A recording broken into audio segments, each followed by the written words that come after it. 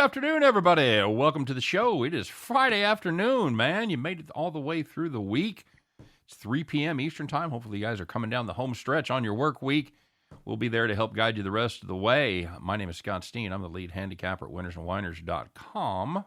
And I'm your co-host, Scott Reichel, senior handicapper over winnersandwiners.com. This is a little show we do every day, 3 p.m. Eastern time, called Back to the Window with Scott and Scott, as we try to have a little fun, lay out some plays, talk to you guys in real time, and generally just kind of enjoy our Friday afternoon. And, of course, we're back to the NASCAR grind after a week off with the All-Star race.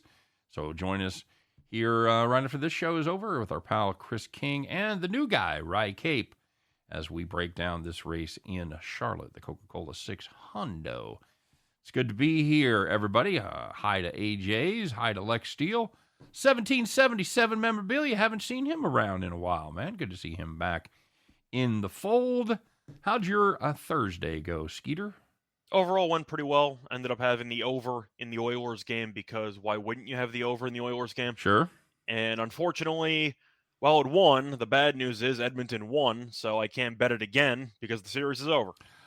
I made a pretty good prediction when you and I did the Total Chaos show with Allie on Wednesday night. I said you and I would match on all 5 games we were given. We did. What happened with all 5 of those games?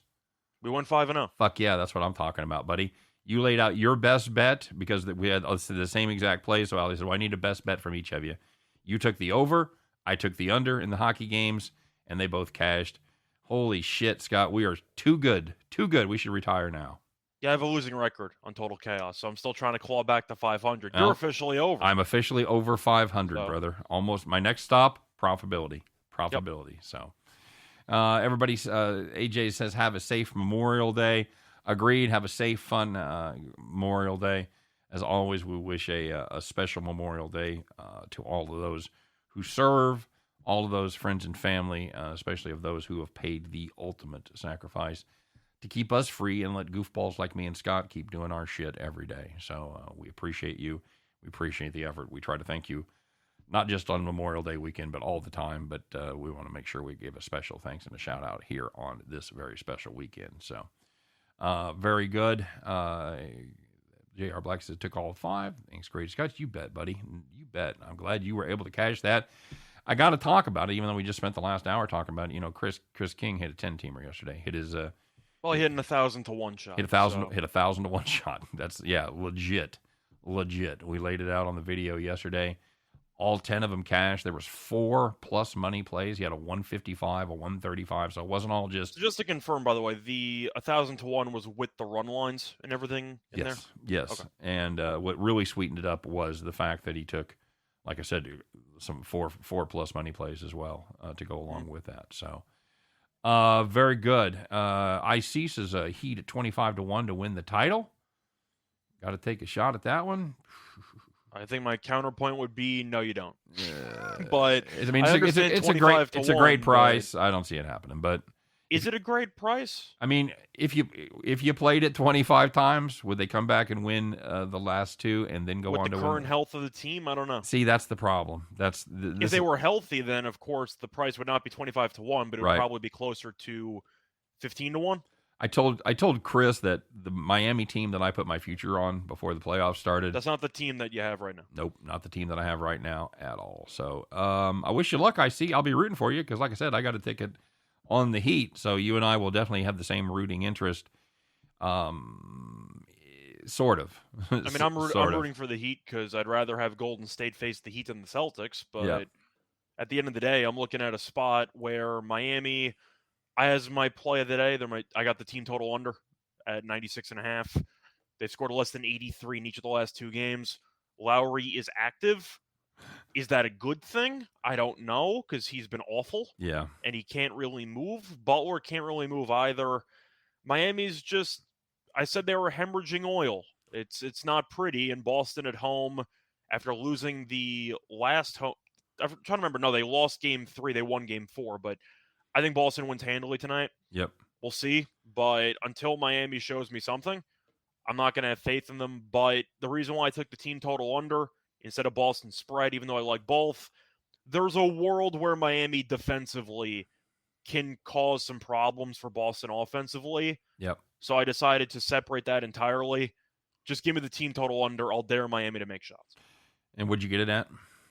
96.5. 96.5. Okay. Which I know sounds low because it's below 100, but I mean they can't even get to 85. Well, they played one game without Smart. They put up 118. The other three they've averaged about 93 points. Well, Smart didn't play in the other one where they scored 80 something. Oh, that's true too. That's right. He did miss the other one as well. So, 1777 said he had the Heat and the Warriors in the finals. That's exactly what I had going into the playoffs, and only half of that is going to come true, I'm afraid. And by the way, if you have a futures ticket on something like that and your team is down, don't let that cloud your judgment on what you're doing. Are you talking about a matchup or an overall team? Talking about a match. I'm talking about if you have an overall team in a future play, don't let it cloud your judgment if something changes, like has changed in this series. Don't look at this Boston game going, well, I got the Heat to make the finals, so I'm gonna have to ride the Heat here. No, you don't. No, you don't. And you can offset that price a little bit.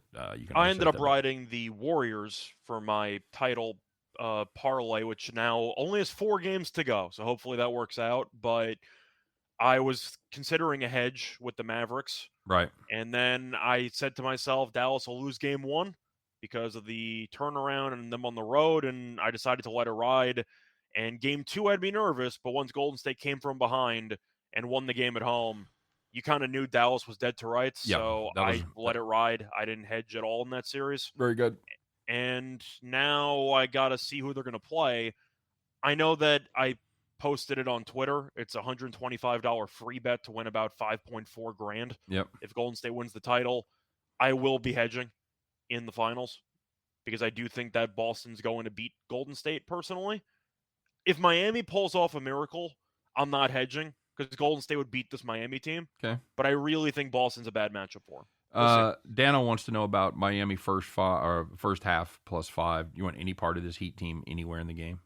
No. Yeah, I don't either. I do not. Now, look, if you want to take a contrarian stance, everybody's going to be on Boston. Yep. I'd be shocked if anybody was on Miami besides a couple of potential degens trying to take money line shots and some ridiculous parlay, which has no chance of cashing. Because people are going to see plus 300 and just automatically bet the money line because why not? Right. But in reality, no. I really don't know what I'm supposed to like about this Miami team besides the fact that they have an allegedly good bench, which is mostly banged up. And you can argue Boston has a history of underperforming when expectations are high. But from what I've seen from this Heat team compared to the Celtics team for the last couple of games, they're not even close. And for me, I had Boston in 6 when the series started, and I'm not going to change it now. Tim and Nick say the Heat plus 330 is super tempting. It's just they're just too banged up. Too banged up for me. Idea. Yeah, I know. So. They literally posted it as you said. DGen's betting at plus 300. So, and I get it. The argument is it's plus money between two teams that are very defensively sound. They were the best team. They were the best team in the East. So you're just hoping for a hideous game of basketball. Yep, you're hoping. And you're hoping for. Truth is, if you like Miami on the money line, you might want to just parlay with the under. I really don't see a scenario where Miami's going to score 110. If they're going to win, you will see another 93-91 type of game. Yep. So I think if you're going to actually like the Heat, there's really only one way the Heat can win this game, and that's to make this game as hideous as possible. Do you agree with that? Well, it's sort of. I mean, it's kind of a continuation of that in that. You can say that they're going to shoot better, which I guess is. Well, Boston has to shoot badly. I think Boston has to brick it. I think that's the point, is that even if Miami shoots better in order to win this game, they still would have to cause a serious shooting slump by Boston, which kind of balances each other out. Yeah. But if Miami wins this game, do you think both these teams are getting to 100? Of course not. No. So then I think you're leaning to the under as well. There you go. I ain't watching the game with the Blues and the Avs on. Bad. Are you going to watch any of this basketball game? Because I will not. I'll keep an eye on it. If it's close, I'll probably watch the second half. But I'll be watching hockey as well. You got Avalanche Blues. I don't know what more you really want. Yeah. I would want more Flames Oilers, but we'll settle with the over and we'll retire that one. But it's a lot of fun. I'm kind of torn, though, because the Blues, I said before the series started, had a shot to win the series. and they've already gone further than you thought. I mean, they should have lost in 5, but they ended up going to 6 now. I'm still rooting for the Avalanche because why would I not want to see McKinnon versus McDavid? Sure. I mean, I don't know how you get much better than that. No, that's just all you want. 1777 says Celtics 100-80. That may be actually fairly prescient. That's fair. Does the 8.5 scare you? No. I took the team total under because I feel like you have a couple extra outs in case Boston shoots terribly. You know Boston's defense should be there for this game. Yep. So I expect Boston to put the clamps down. The pace has also been really painful to watch, and the refs have really allowed them to play tough. So they're not really calling many touch fouls. Miami's injuries are too much to overcome. I thought the safer play was the team total under. I still like Boston. I might do another same game parlay, first quarter, first half, Celtics spread, team total under, something. I'll figure it out. But if I could potentially maximize some profits on one specific game flow that I think is the most likely to happen, which is Boston playing well and Miami sucking, particularly on offense, then I'll try to maximize profit. I think it's worth a flyer, worst case scenario. Earls thinks the Blues take this one, force Game 7. It would not surprise me because I really question the Blues' psyche going into Game 6 because it seemed like they were focused so heavily on Game 5, on decapitating Kadri, and I thought they were just overall not really focused with their full eyes on the prize. And I was right. They were down 3 goals early in the game, and then Colorado gave a dead team life. And the last thing you want to do is give teams second chances, especially Stanley Cup champion teams like the Blues, because they won a couple years ago. It would not surprise me if the Avalanche, who have had a history of underperforming in the playoffs, make this extremely interesting, and it goes 7. The Avalanche should win on paper. They're the much better team. It's not even close. Second round ain't the friend of the Avalanche last couple of seasons. It is not. So would it shock me if the Blues won tonight? No. Let's say I'd be significantly more shocked if the Heat won than the Blues won. Very good. And, of course, now that we got a few people in the house, I want to remind everybody to smash that like button. We appreciate the effort. Make sure you get subscribed to both of our YouTube channels, the Winners and Winers YouTube channel and the Max Wagers Network YouTube channel as well. Ring the bell. Get notified every time we put up brand new content. And we're about to get a lot of brand new content creators as some of our writers transition over to video. So, get ready for that and get ready to see some new faces around the old YouTube channels. Of course, we got a great deal with our friends over there at Caesars, $1,100 first bet insurance. Bet up to $1,000 if you've got a locked play from one of these games tonight. Maybe you're on the Celtics. Maybe you're on the Blues at a little plus money there. Whatever it is, this is a great chance to take that big swing because Caesars will basically insure it up to $1,100. If you win, you win. And if you lose, Caesars will make your account whole again. So take advantage of that. Must use the code ATSWINS-CAESAR. That's ATSWINSCZR. That is in the show description as well as the link to the event as well. It must be 21 to play, except in the states of New Hampshire and Wyoming, where 18 will get her done. So make sure you check that out. As always, my premium plays are in the show description. Spoiler alert, Scott. A couple of my premium plays ended up in Call the Cops today. So not where you want to be there, my friend. The Earls say they've got the Blues at plus 300, win the series, plus 900 to win the West, and 22 to win the Cup. Godspeed, Nick and Tim. I Godspeed. actually am curious. Yeah, good luck to you guys. Hopefully that works out. But my question for you is, if you had all those bets, at what point would you consider hedging? 2 games ago. No, I think now would be a good time. But that would also, of course, imply that you're basically punting the series wager in order to remain in the West in the Stanley Cup. Would you be willing to punt one of those futures to keep the other 2 at bigger prices alive? Well, it depends. If you like the Blues, this isn't necessarily unexpected to be down 3-2 heading back home, right? No, I thought going in the Blues had a shot, but I believe I said Avalanche in 6. I think, which is what I said.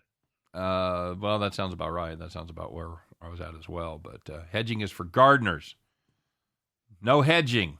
No hedging. Let that motherfucker grow. Full bush. I wasn't talking to you though. I was talking to Scott. I said if he was in that situation. I'm aware you're not a gardener. Well, I don't know what Steehn does in his free time. Me, I'm Mr. Vegas. It was me, I'd go all in. But no, I'm not hedging in this series, in all honesty. I'm probably waiting until the next series so I've got a little plus money in my pocket. I think I would maybe hedge Game 7. Maybe. Perhaps. But especially since you know that truth is the Avalanche would be laying a huge price at home anyway. Yep, Game 7. Absolutely true. So, hey, we got company coming, man. We got to get some shit done here. I forgot we got to get cleaned up. I wasn't sure if she was showing up today. It's always a 50-50 shot. I think Allie showing up today is about -140. I think she'll be here. Really? Yeah. Okay, 140. Odds makers putting the lines up there. Odds makers are drunk, apparently. Yeah. All right, so I gave you a little bit of a spoiler that some of my plays were there, but let's find out who else made the board. It is the Friday edition. It's the last one for 2 days, Scott. You guys are going to have to make these last. So we tried to make it a good one. Let's find out who were the winners, who were the whiners, who took it in the shorts, and who took it to the bank. Once again, kids, you know it, you love it. It is the Friday edition of Call the Cops.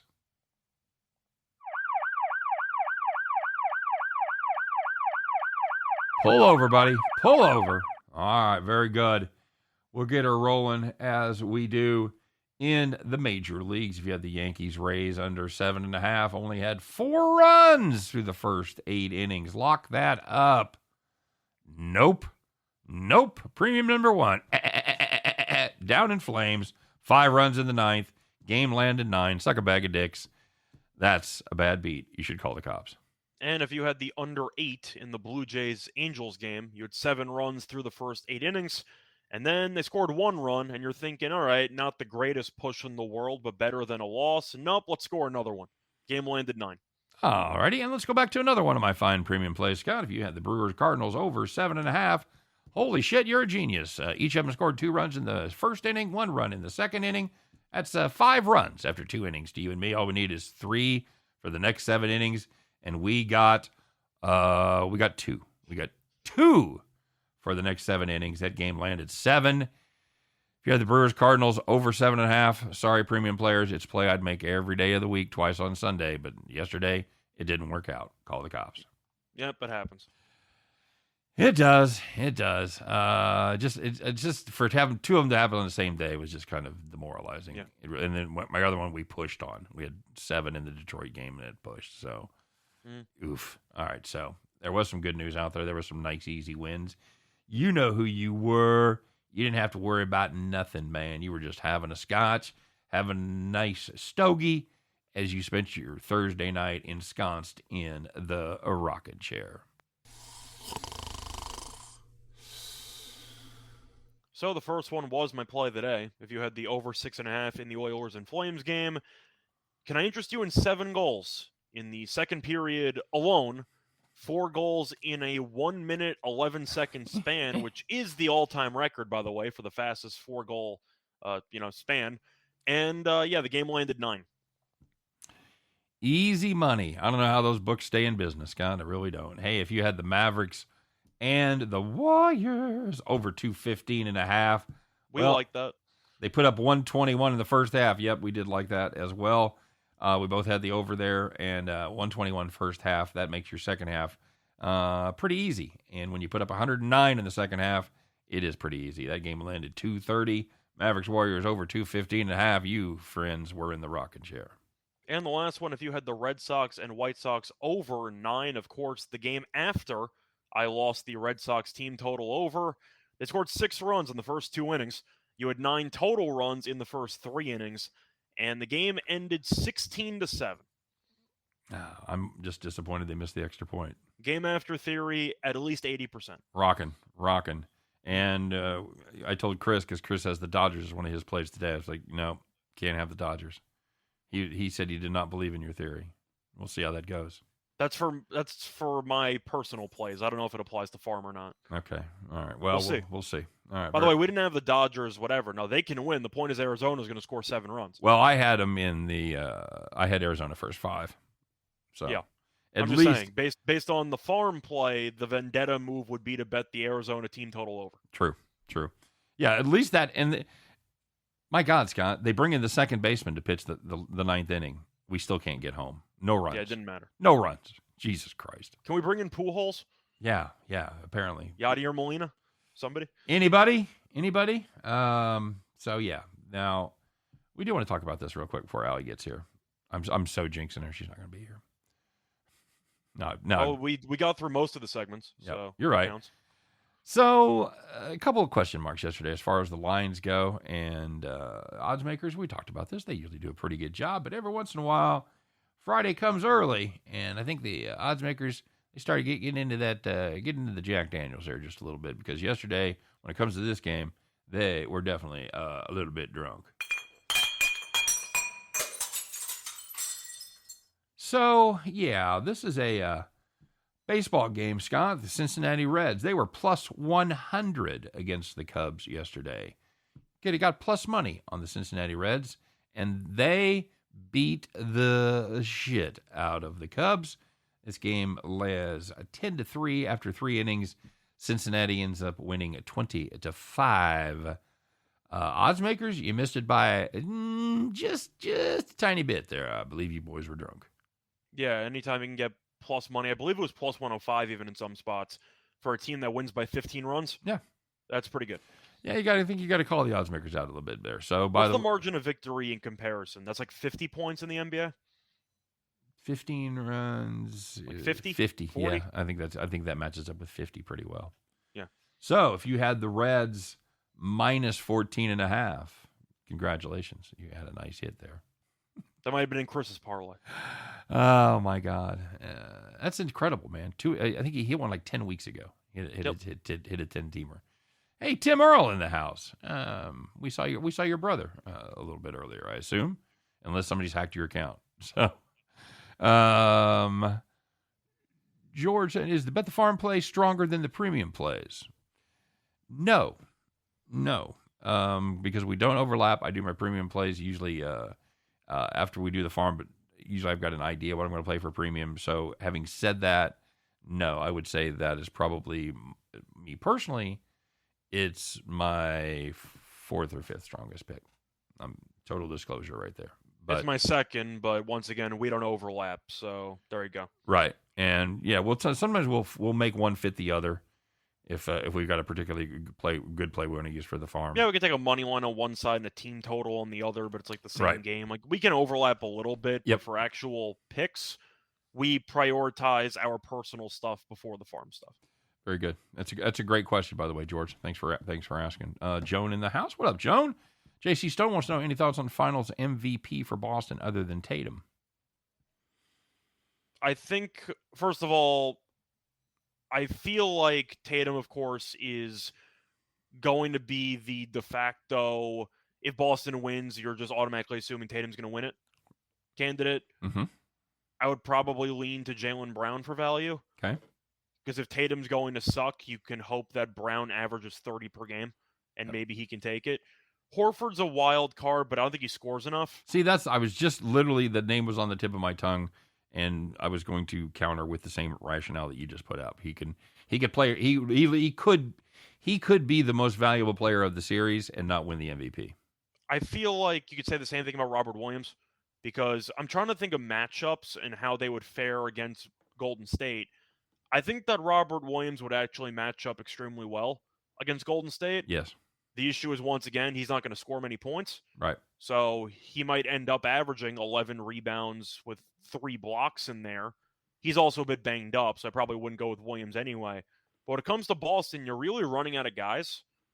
I feel like if you were going by the general way that the voters end up voting, I know you had the exception with Iguodala, but for the most part, you need to average basically 20-plus points per game in order to win the Finals MVP.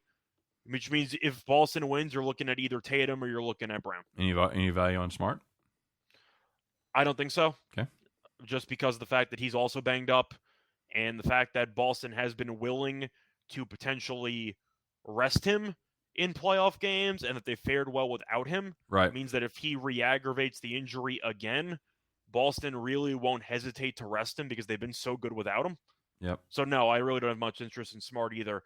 I want to make a case for Horford, just based on the fact that he can shoot from the outside and give Golden State some problems because he can survive when Golden State goes small. I just don't see enough consistent offensive output. Right. So if you wanted a guy who's not named Tatum for Boston, it would have to be Jaylen Brown.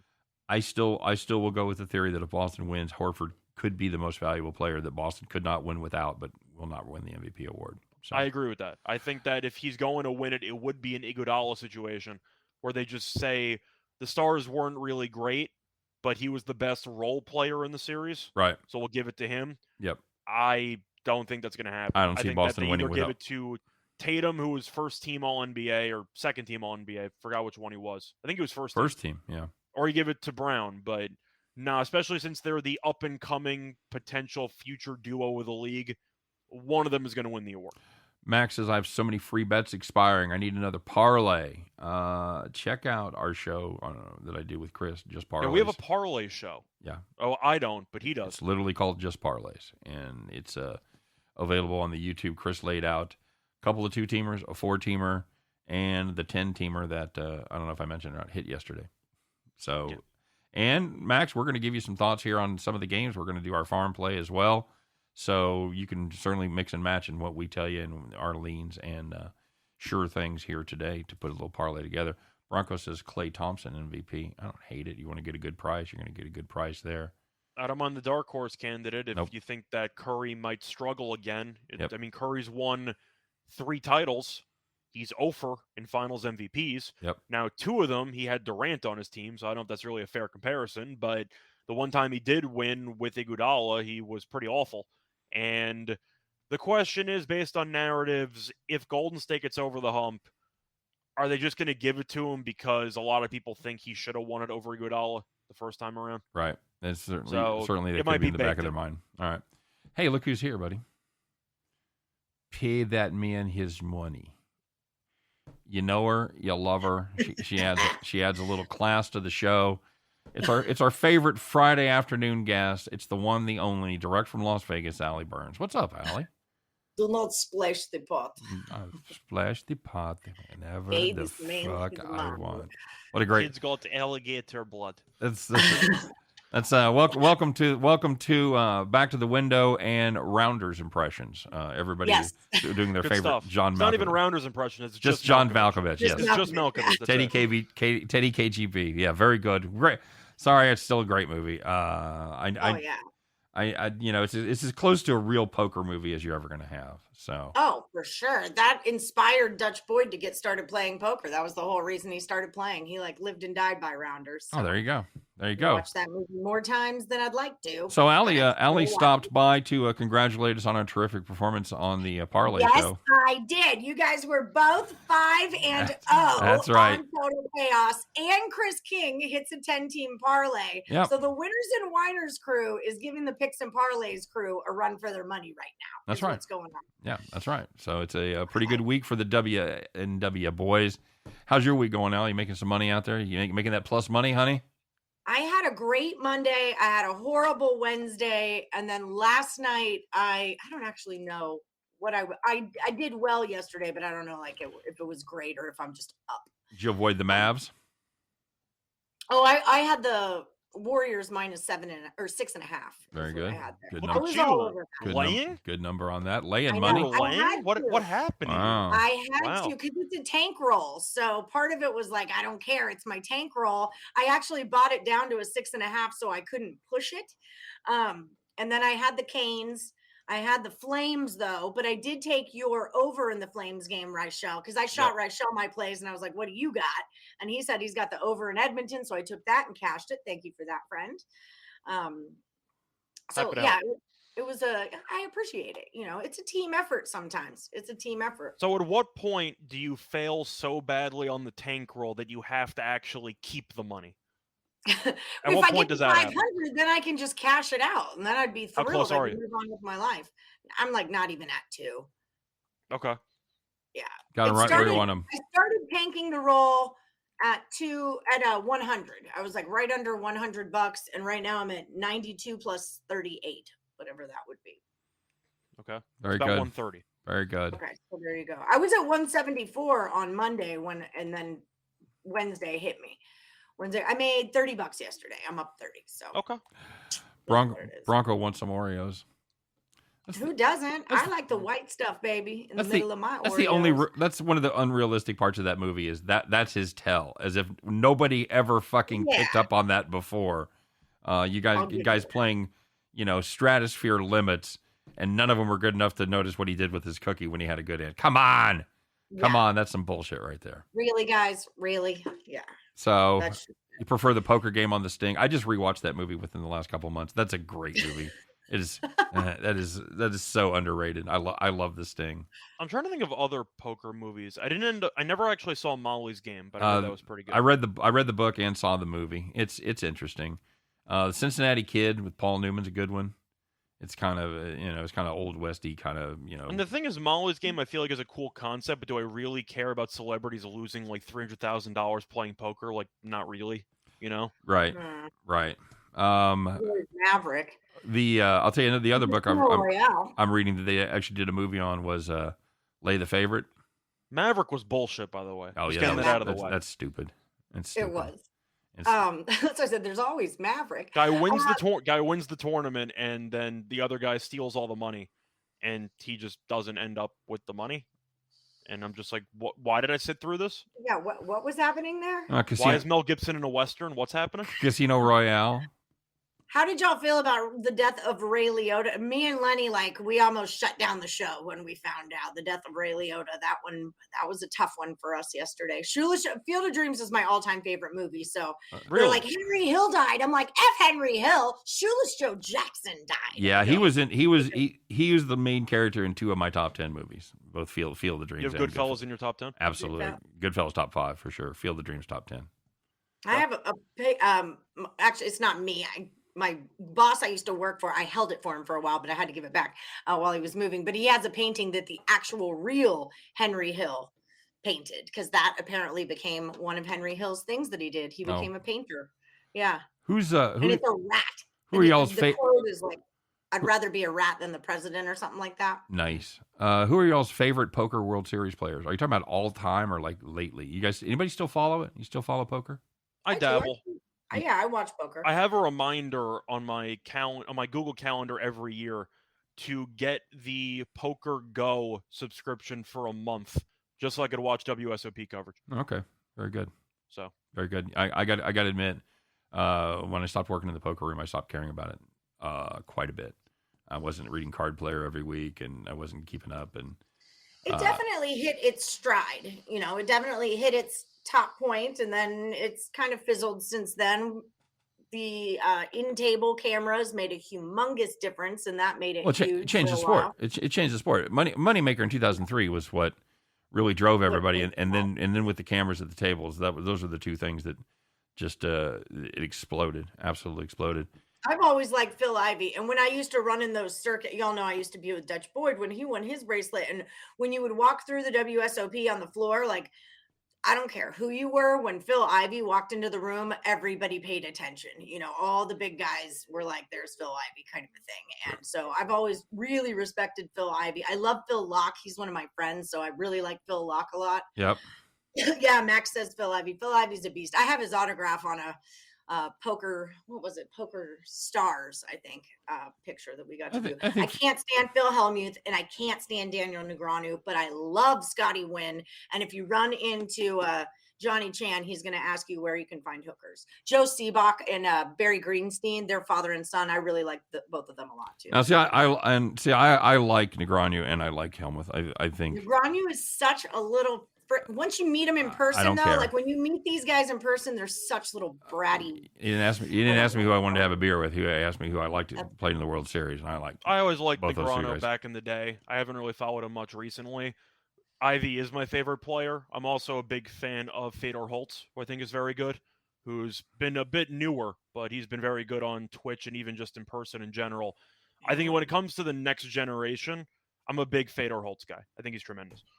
I don't know him. I'll check him out though for sure. And I really tuned out about the time Tom Dwan got hot. And he's back in action nowadays. That was about it for me. So I really haven't. I watch it occasionally, but I don't play either. I used to play. You had him, you had Antonius, you had Doyle Brunson, you had all those guys. Yeah. Doyle Brunson's phone, his ringtone on his phone is the Pink Panther theme song whenever TJ Cloutier calls him. And I always thought that was the cutest thing. Annie Duke is who got Dutch a spot at the Bet Online table. Like once he cashed the bubble, because it was the shorthanded event in the World Series 2006, and he beat Negreanu at the final table before the final table. So the TV table, Negreanu got knocked out. Dutch went through, and then he beat Joe Hatcham heads up. But if it wasn't for Annie Duke, we all got paid $300 just to wear that Bet Online T-shirt during the final table. I'm trying to think of other throwback guys. Well, Ferguson. He's talking about Antonio. Yeah. Antonio. Chris Ferguson is a fantastic ballroom dancer. We went to the Bluff after party, and he is like a fantastic ballroom dancer. He wouldn't see it in Jesus, but it's there. I mean, the only thing I know about him was his involvement in the full tilt poker scandal. So I'm not exactly a fan of Chris Ferguson. But well, those guys are all dead to the poker world now. I was just saying, Howard and Andy. As a player, Ferguson. he was fine. As a human being, not so much. But I never met the guy. Well, and Ivy had his little baccarat problem. Mm-hmm. Except he wasn't at fault for that. He just found a little technical error from the casino's perspective, and he took advantage of it. And he tried to claim $5 million. He didn't scam people out of money. Well, I mean, you could make an argument he scammed the casino out of money. Yeah, but nobody cares about that. Casino's been taking money from people for years. He closed. Gentili was a good one too. Sorry, you go first. Sorry. No, Gentili was dating Phil Locke at the time that we were doing our thing. And there's a Rochambeau contest all the time. Like every year at WSOP, they'll do a Rochambeau contest. And Dutch's brother, Bobby Boyd, was the champ. And it's, you all kind of like meet in the hallway. Like it's not an official thing. You kind of meet in the hallway and just Rochambeau it out. And I remember standing next to Gentili and being like, I was up all night. She goes, were you playing Rochambeau all night? And I was like, yes. Dutch made me play. She's like, me too. Phil had me up all night playing. And it was like both of us were just exhausted because all night long we were playing this against our boyfriends so they could practice for this 8 a.m. event of rock, scissors, papers. But Gentili's a really, really cool chick. And Phil Locke, if you ever borrow Phil Locke's car, he's got a cassette of Hanson. That's what you're going to be listening to while you're driving Phil Locke's car. Just saying. It's Ali, Ali. Yeah, I was going to say that. So anyway, that's my poker. Who was the British guy that was terrible? I don't remember. I'm trying to I know who you're talking about, and I can't think of who. I mean, Tony G made me laugh, but I don't know if that's who you're talking about. Was he British, Tony G? I think he was. I think he was. Is he involved in like the British government now? I don't know. Seems like he might be a member of Parliament. I think. Bronco says he likes Senga poker. All in. I mean, that's Facebook all in poker. Yeah, that's what that is. Yeah. But. All right, very good. Allie, when's the last time you played live poker? Probably. Or online, any type of poker. I don't play online poker. I don't trust things online, except sports betting. I don't play shove money into machines. I live in Vegas, obviously. I don't shove money into machines. I'm not into that at all. Agreed, Andrew. I told Andrew I agree. Yeah, I think it's just all like, come on, really? There's so many ways that they can cheat you that way. I guess last time I played live poker, it had to be a while ago, like when I was pregnant, like 10 years ago, probably. Oh, shit. I mean, at a casino, like home games and stuff like that. I'll, maybe once every month or so, I'll play a game with someone. Maybe you just didn't have the time, or you just fell out. Because when I used to play, my strategy for playing was that I would sleep because I played professionally. Like it was my job that I did. So I would sleep most of my day and then wake up around 10 or 11 o'clock at night, shower, eat dinner. Yeah, graveyard shift. Hang on. And go in because you hit the table and everybody's really loose. Now it's midnight, 1 a.m. People are drinking. I'd roll into like Excalibur casinos where that was the softest table of all time. Excalibur. They got rid of the table though. I think. Stay. Like the strategy is, it doesn't cost a lot of money to stay at that casino. So people that are staying there are tighter with their money. So you roll in when those tight people with their money are drunk, and then you eat their faces on the poker table. Hang on, I don't play daytime. I have a kid now, so I can't go out. I have to address this. Craig Trapp saying bubble craps says I will change you to the dark side. Is he talking about bubble craps? Is he talking about the machines in the casinos where the giant dice roll in the what the no, Craig? No. Yes. Craig made me some money, not playing bubble craps, but God. me and Craig I went on a really good roll, and I there won is, some money with man, there is nothing better in the feel of 2 dice in your hands as you keep throwing number after number and keep pushing. Oh, no. Bubble crap? No. That's the whole thing of it, is rolling the die. I want to roll the die. Yes. Reichel, you have bubble craps, yes or no? No. However, I have done the machine dash bubble roulette one time. Yeah. Fun story. My friend was actually playing and he was losing. I showed up for one roll. I put $20 on one specific number. It hit the number. I got up and I left. That's what you. But I have such a belief in beginner's luck because I've seen it, and it's happened to me personally so many times. I think beginner's luck is the way that the gambling gods stick their hook in you and pull you right on in. That happened to me. That happened to me at a High Life, Ronton. First game I ever bet on, 4, 5, 6 trifecta. Came in, won $600. I don't think I ever cashed another ticket in like 10 more trips to watch. I was looking through it. I'm like, this number doesn't look that bad. It's like I got $20. I'm like, throw it in there. It's like I just got up with a couple hundred. Like, all right, I'm out of here. Just see you later. Craig says all dice always, live or bubble. Okay, I'll accept that. Man, I spent. Look, if you want to play some Monopoly or Risk, you just bring it to me. Okay, I'll outroll you all day, every day. I love craps. What about some Yahtzee? Yahtzee? Okay. I can't even imagine how many hours I have watching craps games. Like I did it for 8 years or so watching craps. It was I love the game. I just think of the Chappelle skit. I think of the World Series of Dice. You just have a bunch of people just in a back alley just throwing dice. That's a different game, man. I played street craps too. There's no other setting. You Tenny do that show. Tenny do. I've played a lot of street craps too, but yeah, I'll shoot dice with anybody, anywhere, anytime. I'm down, Craig. You want to go to the trip, take a trip to the casino? I'm all about it. I'm all about shooting some dice. Yahtzee? What the frick's a yard Yahtzee? I want one. Yard Yahtzee? What the? I'm Googling this immediately. Is that like... You bought it for the kids. Why, you're really starting them out early there, Craig. Told them to get used to it, then we play for money. That's a beautiful thing. Oh my gosh.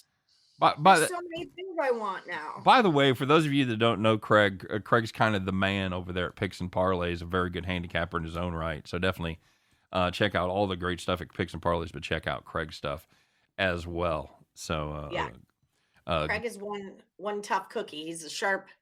Think big dice. I know. I've already Googled it. I'm already looking at this. I'm already all over this right now. Allie, do you is the irony of the situation where you say I don't trust the internet and then immediately use the internet all day long? None of that that doesn't get through to you. What do you mean I don't trust the internet? You said you don't trust the internet.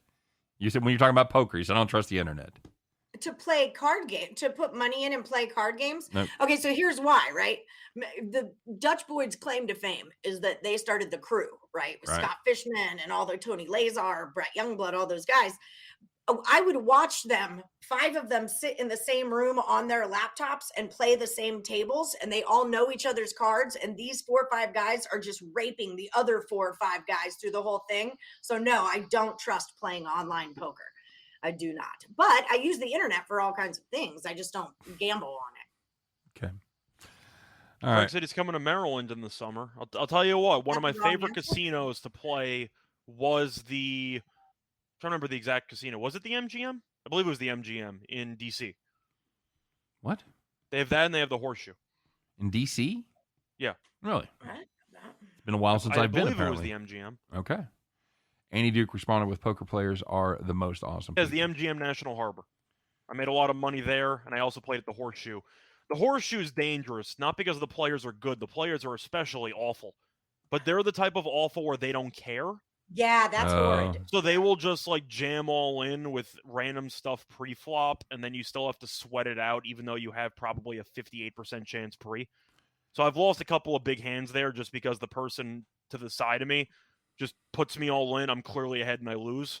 Right. So those are the type of awful players that you still aren't thrilled to play against because, don't get me wrong, you can make a lot of money, but all it takes is one unfortunate turn card and you lose your entire roll. So. Agreed. That's the way I feel about playing PLO. I hate card? Sorry. 5 cards the worst. I hate spending 20% of my stack to see a fucking flop. I can't do it. I hate. My friend dabbled in 5-card. I'll play high 8 all day. I'll play. I like 3-card. But anyway, hey, Allie, talking about sports. You got any picks for tonight? What do you got? I do. What am I on tonight? I'm on the WNBA. Tim Earl has been super hot. I think he's 14-1 in the WNBA for total. So hot right now. Tim Earl. Oops, hot. Mm-hmm. My account. That's a Zoolander reference, by the way, Ellie, if you didn't get that one. I don't Zoolander. What? I'm not a big movie person. Y'all are going to find this out about me. That's a classic. Out. Why don't you watch movies? Because I watch sports. I have other stuff going on. What is this? A center for ants? Come on. 13-1 last 7 days in the WNBA. There you go. He's going with, I got some college baseball in here too for you. Okay, so we're going with the Seattle Storm under a 159. Okay. And we're going with the Los Angeles Sparks over a 163. College baseball, I got Virginia Tech, Oklahoma State, and Texas A&M. In soccer, I've got Real Madrid, draw no bet. I've got Benzema to score and Liverpool to win. I've got the Astros on the run line, first 5 in full game, and I've got the Blues going over. Now, do you have Liverpool to win or to advance? Because does that include extra time? It does not include extra time. Okay, because Benzema plays for Real Madrid. That's why I was curious. Oh, so I have 2. I have Mane. I have him and Liverpool to win, and then I have Benzema and Real Madrid to win. Okay. Well, Mane might be his final game with Liverpool because I believe Bayern might be offering like $100 million for services. So that was the big thing with it, is that Liverpool's I think Liverpool's the more motivated team because they can get all broken up at this point. They want to make that money for the next level they go to. But I like the draw no bet at plus money because I had Dre Richardson on my show today, and he was explaining how if you're going to bet a draw no bet, do it on the dog, because then you have like a nice cash, a push, or you just lose your bet. But it gives you like 2 ways to kind of make it happen. And for newer soccer bettors, he was saying that's a good way to go. But although I do kind of think Liverpool wins. For me, if I was going to bet on that match, which I have not at this point, I would take a prop. I would take Liverpool to score first. Real has been known as being the comeback kids throughout the entire run. They had the miracle comeback against Manchester City. They've had a lot of runs there. But Real always seems to fall behind early. I do not mind Liverpool to score first, maybe even Liverpool first half. All right. There you looking go. At it. That's solely based on the trend of Real Madrid being the team that rises like the Undertaker to find ways to win matches, but they're usually behind early on. The Undertakers. All right. All right. Very good. Allie, we got to get out of here. We got to do our thing. Where can we find you? You can find me at Plus Money Honey. You can find me Monday through Friday on my show Morning Wood. I've got Total Chaoses just all over the internet. I just did a baseball one with Higgs and Tim and Terry Edelman. I'm doing a soccer one tonight with Sean Miller. His show comes up next. Dre Richardson will be on that show with him. And then AM Plus Money will be on Total Chaos today too. So I'm all over the place. Like, subscribe, ring that freaking bell for notifications so you don't ever miss me. It's just that easy. There you go. And you can catch her on social media at Plus Money Honey. It's the one, the only Allie Burns. Allie, have a great long weekend. Congratulations. You got your kid through school, got him into middle school. Quite an accomplishment these days. Well done indeed. So have a great weekend. We'll see you next week on Total Chaos and then next Friday on our show. How about that? Yes, sir. Y'all have a good one. Good luck, everybody. All right. Thanks, Allie. You too. All right, there she goes. Plus Money Honey. Well, Scott, Allie's gone. There's only one thing to do now that you and I are left alone together. It's Friday. We've been a little chilly here the last few days, my brother. So we need to get rolling, and I think we have just the pick to do that. So you ready, friend? Yeah, let's do it. All right, let's fire it up. You know it, you love it. It's time to put on those Friday fancy overalls. Get your straw hat on. I know everybody's got a straw hat now. Put it on. Climb aboard your John Deere, put those keys in the ignition, fire that bad boy up, because, kids, you know it, you love it. It is time once again to bet the farm.